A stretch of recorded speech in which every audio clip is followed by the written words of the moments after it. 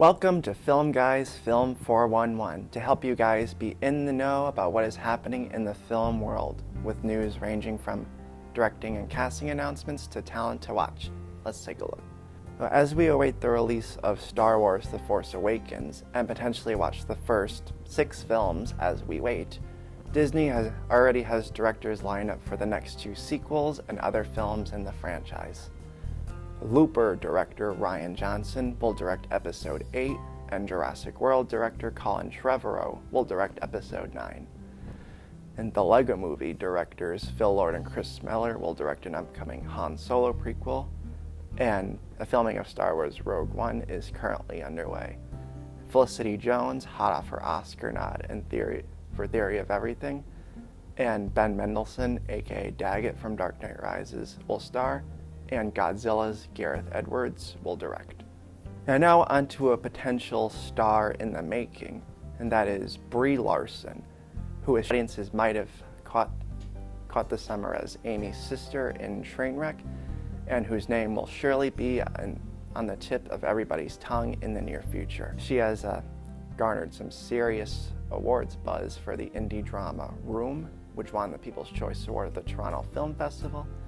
She will play Billie Jean King in the upcoming Battle of the Sexes opposite Steve Carell, and she will play the female lead in the upcoming blockbuster Kong Skull Island.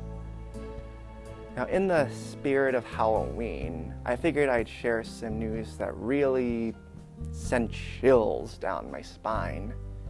Minions is now the second highest grossing animated film of all time, right behind Frozen and ahead of Toy Story 3. As you can tell, I didn't think Minions was very good, and it has me feeling both fear and sadness that it has made more worldwide than Inside Out.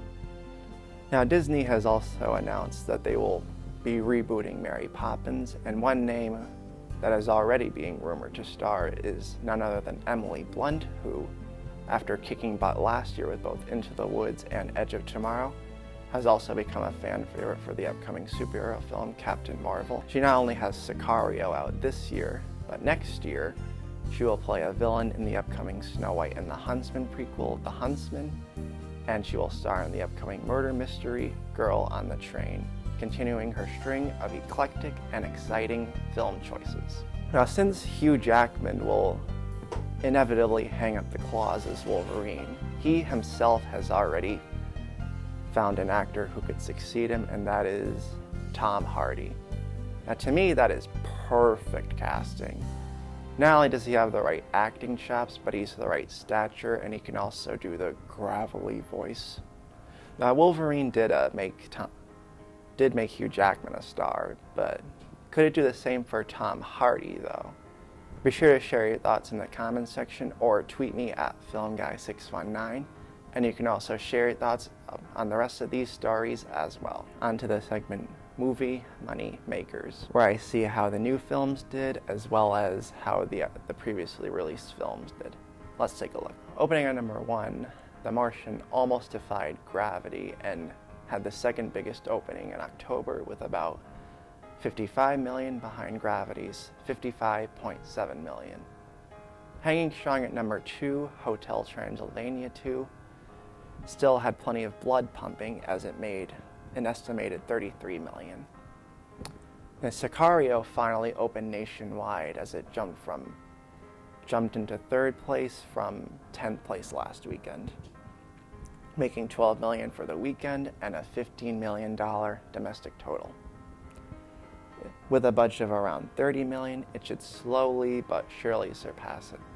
And with its critical acclaim as well as its solid box office numbers, we'll have to see how its awards prospects turn out. Onto the more limited release market. The Walk pulled a similar limited release strategy as Everest, releasing films in IMAX first and then slowly expanding. But it seems like that strategy didn't exactly work out for The Walk, as it made about $1 million, opening in 11th place. One reason could be because of reports that the big tightrope sequence made moviegoers nauseous and literally vomiting as they watched the film. That reason I could buy, because whenever I see commercials or the trailers for The Walk, I always have to look away from the screen because I get an uneasy feeling. So.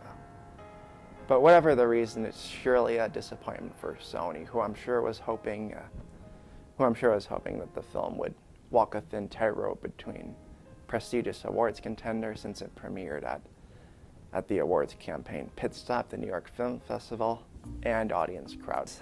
The Intern held up nicely with 11 million over the weekend and a 34% drop, but Black Mass is slowly becoming as elusive as Whitey Bulger himself, as it slipped to sixth place with 5 million and a 53 million domestic total.